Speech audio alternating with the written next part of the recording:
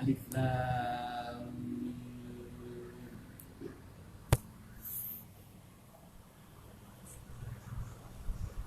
Allah yang maha mengetahui makna dan tujuan daripada ayat-ayatnya. Jadi Alif Lam Mim adalah potongan huruf-huruf yang punya makna bahwa bahasa Al-Quran tersusun daripada huruf-huruf. Nah, huruf-huruf. Contohnya, Allahu adalah dimulai dari huruf A. Kemudian Allah, nah, dua lamnya. Kemudian hu menjadi Allahu. La, nah, dimulai dari lam, kemudian alif panjang la. Ilaha dimulai daripada alif, lam dan ha menjadi ilaha. Nah, ilah dimulai daripada alif, kemudian la, kemudian ada alif di belakangnya menjadi panjang illa. Huwa dimulai dari ha, kemudian waw. Al-Hayyu dimulai dari alif, lam, ha, ya. Al-Qayyum begitu seterusnya. Inilah bukti bahwa bahasa Al-Quran tersusun daripada huruf-huruf yang semuanya itu tidak ada yang mengetahui maksud dan tujuannya kecuali Allah. Wa ma ya'lamu ta'wilahu illallah. Tidak ada yang mengetahui maksud, tujuan, maknanya kecuali hanyalah Allah Subhanahu wa taala. Adapun manusia, termasuk nabi-nabi, termasuk Nabi Muhammad sallallahu alaihi wasallam, dia tidak tahu. Kecuali Allah yang memberitahu bahwa maknanya wahyu itu begini. Setelah Allah memberitahu, barulah dia mengerti. Nah, itulah maksudnya. Jadi manusia tidak boleh sombong menyatakan aku punya ilmu, aku tahu. Ya, sebab itu berdasarkan daripada ilmunya Allah, bahwa ilmu itu berasal dari Allah. Nah, yang perlu kita berdoa. Doa apa? Doa belajar ilmu. Nah, itulah doanya tadi itu. Rabbana la tuzigh qulubana ba'da idh hadaitana wa hab lana min ladunka rahmatan. Nah, innaka antal wahhab. Nah, itu doa minta ilmu. Nah, ya Allah ya Rabbi, janganlah hatiku ini miring-miring lagi sesudah Engkau berikan petunjuk. Ya Allah, ilmu dari Engkau, min ladunka, ilmu dari Allah, bukan dari manusia. Min ladunka, min indillah, dari sisi Allah. Nah itu. Ya, doa minta ilmu itu tadi. Nah, dan wa ma yazakura, tidak ada yang menerima pelajaran ini illa ulul albab, kecuali orang yang bersih hatinya. Kalau hati itu kotor, itu susah memahami ayat. Nah, sulit memahami ayat-ayat Allah kalau hatinya orang sudah kotor, sudah ada zaigun, sudah miring-miring itu. Nah, zaigun miring-miring. Al-mail, mail itu zaigun. Bahasa Arabnya itu mail, artinya sudah miring. Jadi tidak lurus lagi, sudah miring hatinya. Nah, orang yang sudah miring hatinya ini,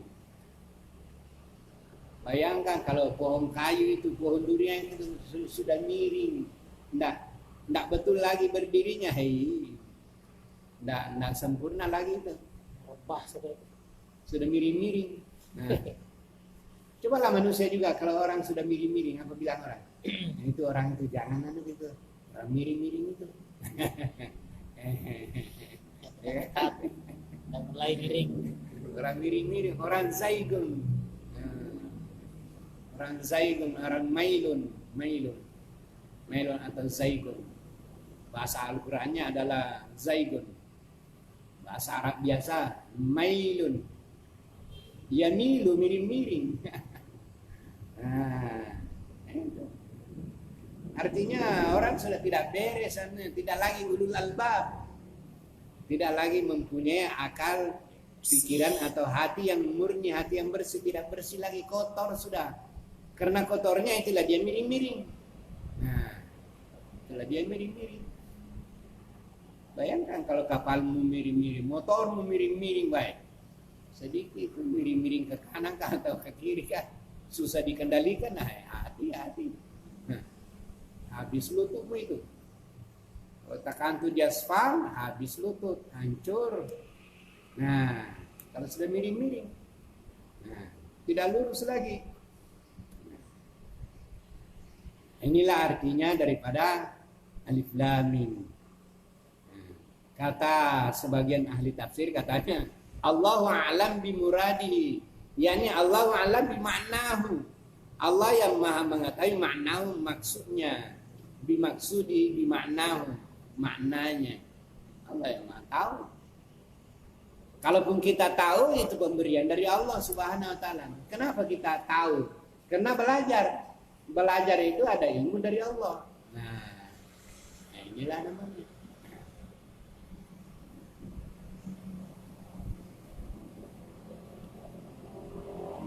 Allahu la ilaha illa huwal hayyul qayyum. Allah tidak ada sesembahan, yakni la ma'budu bihaqqin illallah. Itu bahasa Arab juga maknanya. Kalau kita belajar tata bahasa Qawaidul Arabiyah, itu ada namanya ilmu balaghah. Di dalam ilmu balaghah ada namanya ilmu bayan. Ilmu bayan itu adalah ilmu yang beri arti makna sesuatu. Nah, makna sesuatu. Jadi ilah itu bermakna ma'bud. Nah, bermakna ma'bud. Ilah artinya ma'bud. Ma'bud. Ma'luhum. Ma'luhum ma'budun. Jadi tidak ada ma'bud, tidak ada yang disembah bihaqqin dengan sebenarnya illa huwa, kecuali dia Allah. Huwa ini namanya dhamir. Dhamir Allah. Asalnya ini la ilaha illallahu. La ilaha illallah. Kemudian Allah itu tidak tertulis, diganti dengan huwa. Huwa itu namanya dhamir, kata ganti. Jadi illa huwa, kecuali dia. Kenapa? Adalah kata ganti dari Allah yang pertama tadi, Allahu. Allahu la ilaha illa huwa. Sebab Al-Quran adalah bahasanya hemat, jelas. Jadi tidak perlu diulangi kalimat Allah lagi, cukup diberi huwa. Oh, bahasa biasa, Allahu la ilaha illallah, itu namanya bahasanya sambarono, tidak balaghah,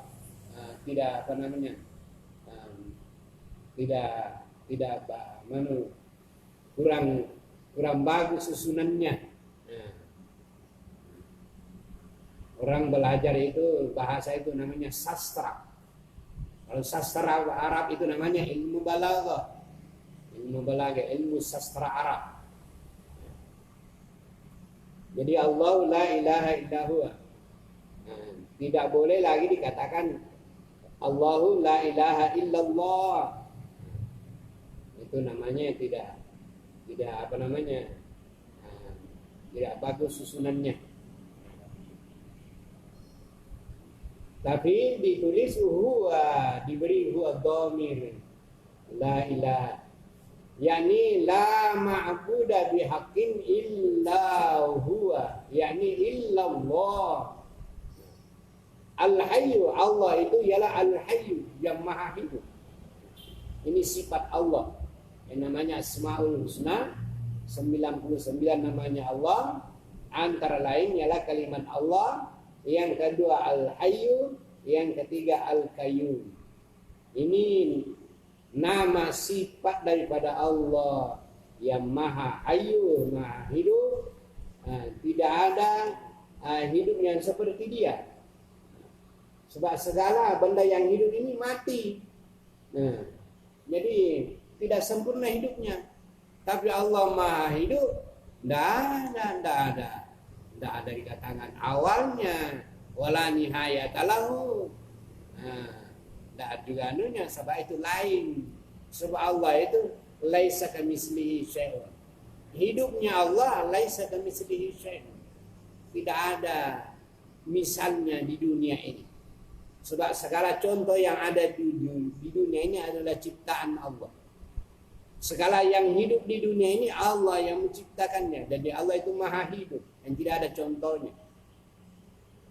Lam yakul lahu kufuwan ahad. Tidak ada sesuatu yang sebanding setara dengan Allah. Laisa kamitslihi syai'un. Tidak ada semisal contoh perbandingan yang bisa diukur untuk mengetahui Allah. Laisa kamitslihi syai'un wa huwas samiul basir, dan Allah maha mendengar, maha melihat yang tidak ada contohnya.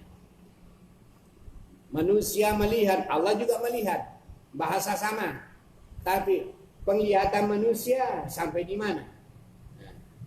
Manusia itu hanya melihat karena adanya cahaya dan ada biji mata. Allah jangan dikatakan Allah punya biji mata.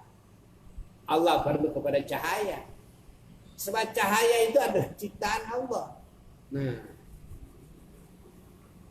ciptaan Allah. Bahkan segala langit dan segala yang ada di langit, yang ada di bumi ini, Allah lah yang memberikan cahaya. Allahu nurus samawati wal ardh.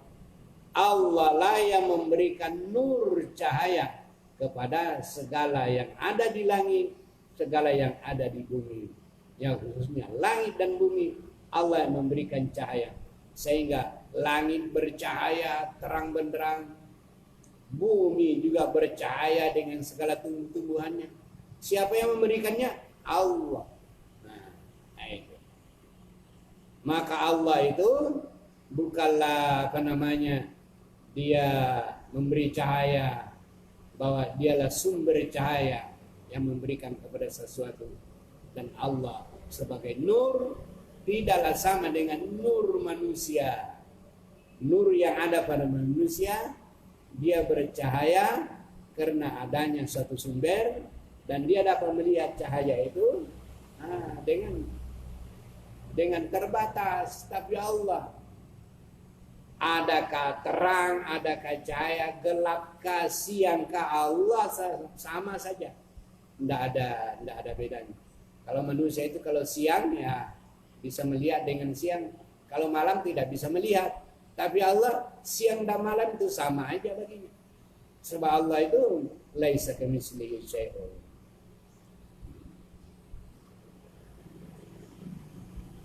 Begitu sedikit tentang Al-Hayyul Qayyum. Allah berdiri sendiri, tidak perlu bantuan. Bahkan Allah yang maha memberikan bantuan, mendirikan kepada kamu sehingga kamu bisa berdiri. Nazzala alaikal kitaba, Allah yang menurunkan kepada engkau kitab Al-Quran. Kenapa Al-Quran disebut Alkitab? Padahal Alkitab itu asal katanya ialah tulisan. Nah, tulisan. Alkitab, tulisan. Kalau Al-Katib itu namanya sekretaris. Al-Katib itu sekretaris. Alkitab artinya tulisan. Kenapa? Yang pertama-tama Al-Quran itu yang dibawa oleh Jibril langsung kepada Nabi. Jibril membaca, Nabi mendengar, maka langsung Al-Quran itu tertulis di dalam hatinya Nabi. Tertulis. Sekali dibaca Jibril tertulis, hafal. Yang kedua, Al-Quran tertulis. Nabi memanggil Abu Bakar, Utsman, Umar, Ali, sini. Nabi membaca, tulis. Disuruh menulis. Sahabat-sahabat Abu Bakar itu. Zaid bin Sabit itu sekretaris semua itu. menulis ayat itu. Sehingga Al-Quran tertulis. Jadi yang pertama Al-Quran itu tertulis kepada dalam hati Nabi. Itulah artinya maka Al-Quran ini hendaklah pertama-tama tertulis di lidah, pintar membaca. Berarti Quran sudah tertulis di lidah. Buktinya dia pintar membaca. Al-Quran tertulis di hati, artinya paham. Tulisan Al-Quran dalam hati artinya paham. Tulisan Al-Quran di lidah artinya lancar membaca qiraat. Tulisan Al-Quran di perbuatan artinya kebiasaan mengamalkan segala perintahnya dan menjauhi segala larangannya. Itu namanya tulisan. Itulah namanya kita berjalan. Kita berjalan. Apa artinya kita berjalan? Pengamalan. Kerjakan perintahnya, jauhi larangannya. Itulah namanya Al-Quran tertulis di dalam perbuatan. Kalau paham di dalam hati artinya tertulis di dalam hati artinya paham, mengerti maknanya. Berarti Al-Quran tertulis di hati. Tertulis di lidah artinya lancar bacanya. Nah, itu. Jadi itulah dia yatlunahu haqqa tilawatihi. Mereka membaca Al-Quran haqqa tilawatihi, sebenar-benarnya membacanya. Dalam kitab Ihya Ulumuddin, Al-Ghazali berkata bahwa membaca Al-Quran yang sebenar-benarnya ialah kombinasi antara tilawah di mulut berarti lancar membaca. Tilawah di hati artinya paham. Tilawah di perbuatan artinya mengamalkan. Kombinasinya itulah namanya haqqa tilawati, benar-benar membacanya. Benar-benar haqqa tilawati fi lisani, benar-benar dia membaca fi lisani. Wasani haqqa tilawati fi qalbihi. Wasalisu, dan yang ketiga haqqa tilawati fi af'ali, pada perbuatannya. Nah, inilah namanya yang dimaksud dengan yaslunahu haqqa tilawatihi. Kamu membaca Al-Quran sebenar-benar membacanya. Nah, itu. Apakah ini sudah berjalan? Nah, kalau belum berjalan, ini menjadi perjuangan kita. Bagaimana supaya umat Islam ini bisa membaca Al-Quran lancar lidahnya. Nah, membaca Al-Quran di hati artinya paham, mengerti maknanya. Membaca Al-Quran di perbuatan artinya dapat diamalkan, perintahnya dikerjakannya, larangannya dijauhi. Apakah ini sudah? Coba dianalisa. Adakah penelitian? Sudahkah? Sudahkah? Nah, kalau belum, inilah perjuangan. Inilah namanya jihad. Ini namanya jihadut ta'lim. Jihadut ta'lim. Jihad untuk pendidikan dan pelajaran Al-Quran. Apa isinya Alkitab itu? Bil haqqi, isinya adalah hak, kebenaran. Isinya adalah kebenaran. Kebenaran itu ialah teorinya dan prakteknya. Kebenaran dalam teori ialah ilmunya. Kebenaran dalam praktek adalah pelaksanaannya. Itulah tawasau bil haq. Saling berwasiat antara kamu dengan kamu, antara kalian dengan kalian, saling berwasiat, saling memberi nasihat supaya memegang teguh kebenaran itu. Kebenaran pada ilmu ialah ilmu, memahami ilmunya. Nah, kebenaran di dalam prakteknya ialah benar-benar mengamalkannya. Nah, sesuai apa perintahnya. Itulah tawasau bil haqq. Dan untuk mengamalkan Al-Quran sebenar-benarnya, ini perlu sabar. Kalau orang tidak sabar, tidak bisa. Sabar itu artinya tahan. Nah, Kalau hanya sekali-sekali saja nih sudah bosan, enggak sabar itu. Yang sabar itu ya sekecil apapun dapat saja sampai waktunya iya lagi dan seterusnya. Nah, itu namanya sabar. Nah, itulah. Orang sabar inilah yang disebut oleh Allah, innallaha ma'as sabirin. Sesungguhnya Allah bersama orang yang sabar. Bersama artinya bersama rahmat dan hidayahnya Allah kepada kamu siang dan malam. Kamu selalu bersama rahmatnya, hidayahnya Allah siang dan malam. Bil haqi, isinya adalah hakikat kebenaran itu. Musaddiqan, yang mengakui. Al-Quran itu mengakui dengan apa yang ada di hadapannya dalam kitab Taurat dan Injil. Diakuinya bahwa memang ada kitab Taurat, ada kitab Injil. Tapi aslinya yang turun kepada Nabi Musa. Nah, sama maksudnya dengan Al-Quran. Walaupun redaksi ayatnya berbeda, tapi maksudnya sama saja. Banyak itu kitab ayat-ayat Taurat dalam Quran itu. Nah, yang cerita tentang Nabi Musa itu dari Taurat itu. Nah, cerita tentang Nabi Isa ini begini dalam Al-Quran itu ada dari kitab Injil yang asli. Kecuali yang telah dirubah oleh manusia, itu berbeda. Sebab perubahan itu hanya orang mengambil mana yang dia senang diambilnya, yang tidak senang tidak diambilnya. Kalau ada orang Islam sekarang, apa yang mereka senang dengan ayatnya diambilnya. Ayat-ayat yang keras-keras yang katanya berbeda dengan apa yang dirinya tidak dipakainya. Itu namanya sifat-sifat Yahudi. Nah, sifat-sifat orang-orang dahulu yang mereka senang diambil sesuai dengan nafsunya, seleranya. Padahal Nabi berkata, la yu'minu ahadukum hatta yakuna hawahu taba'an lima jitu bih. Dalam kitab Arba'in atau Riyadus Shalihin, Nabi ada menerangkan satu hadis, la yu'minu ahadukum, kamu tidak dikatakan seorang yang beriman hatta yakuna hawahu taba'an, sehingga nafsu kamu itu taba'an, mengikut majitu bihi, apa yang aku bawa. Apa yang aku bawa ini Al-Quran, ini hadis yang saya bawa.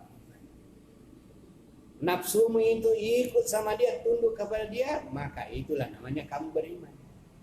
Kalau kamu tidak ikut kepada apa yang dibawa oleh Nabi, Nabi membawa Al-Quran, kamu tidak ikut.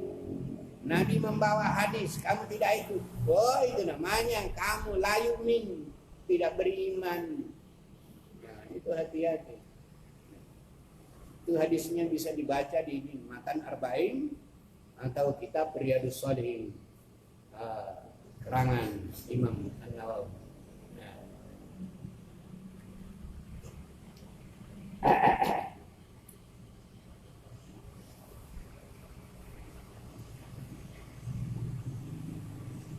Min qablu, dari dahulu, sebelum datangnya Nabi Muhammad, dahulu ada namanya Nabi Musa yang diutus kepada Bani Israel, kepada Firaun di Mesir. Nah, dan sebelumnya itu datang pula Nabi Isa yang diutus kepada Bani Israel juga. Nah, itu adalah Nabi yang diutus oleh Allah untuk membawa kitab Taurat atau Injil. Hudan linnas, petunjuk bagi manusia. Dalam tafsir Fathul Qadir itu mengartikan linnasi, yakni linnasil muttaqin. Hudan linnasil muttaqin. Karena hudan linnasil muttaqin. Petunjuk bagi manusia yang bertakwa. Kalau ada manusia tidak bertakwa, tidak jadi.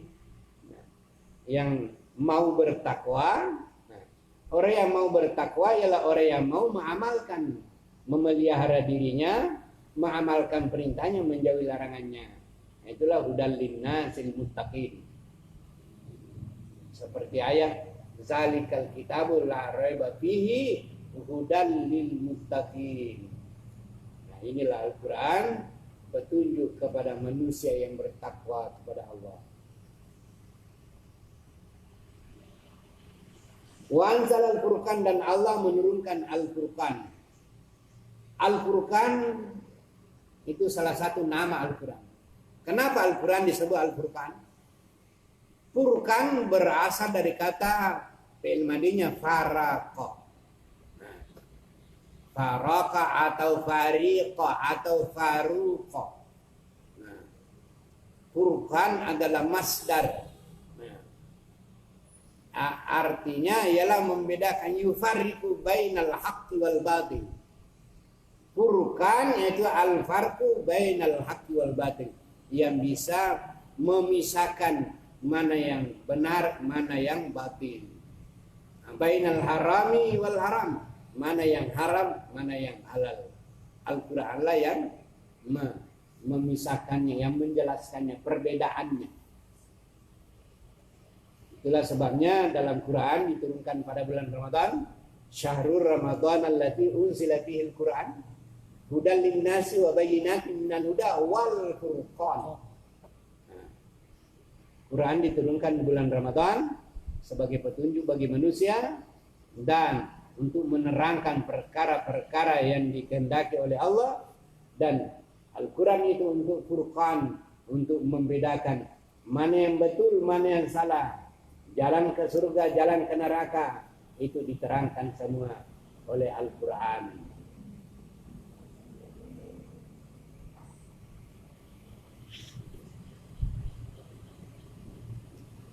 Bukan innal ladzina kafaru, orang yang kafir bi ayatillah, dengan kepada ayat Allah, lahum azabun syadid. Nah, naudzubillah.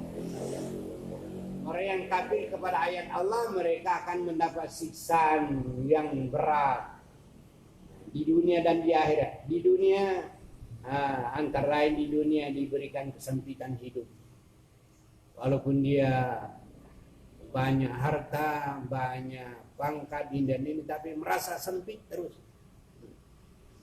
Walaupun dia banyak hartanya, tapi merasa-rasa masih kurang terus. Nah, sehingga menjadi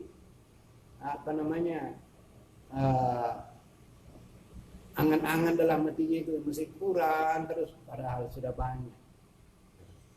Sudah ada pangkatnya, sudah pangangal lagi, sudah jadi RT, cita-cita mau jadi kepala kampung, sudah kepala kampung, mau lagi camat, sudah jadi camat, mau lagi bupati, mau lagi terus, sudah sudah presiden, mau lagi nambah lagi. Dua kali lagi. Nambah lagi berapa periode? 2. Itu maunya lagi. Manusia. Aduh. Syukurnya manusia bagaimana? Inilah makanya Allah memberi keputusan, lain syakartum la azidannakum wa lain kafartum inna azabi lasyadid. Kalau kamu syukur apa adanya itu yang kamu miliki sekarang, nambah-nambah berkahnya. Tapi kalau kamu ingkar, itu siksaan Allah berat. Nah, beratnya itu yang paling kurang itu merasa kurang terus, mau lagi, sehingga ada banyak contohnya. Sudah berkuasa, segalanya. Akhirnya ya Tangkap KPK. Ketua B3 selesai.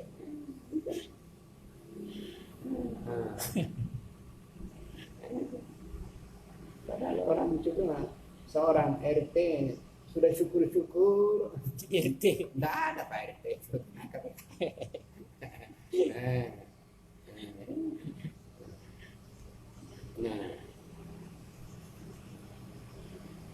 Nah, itulah. Nah, kemudian Allah mempunyai innallaha azizun dzuntiqam. Innallaha la yakhfa. Allah tidak tersembunyi kepadanya sedikit pun sesuatu kecil atau besar di langit atau di bumi tidak ada yang tersembunyi. Semuanya dilihat dan dipantau oleh Allah Subhanahu wa taala. Bal huwallazi, dialah Allah yang membentuk kamu di dalam rahim ibu kamu, kaifa yasha'u, apa yang dia kehendaki oleh Allah.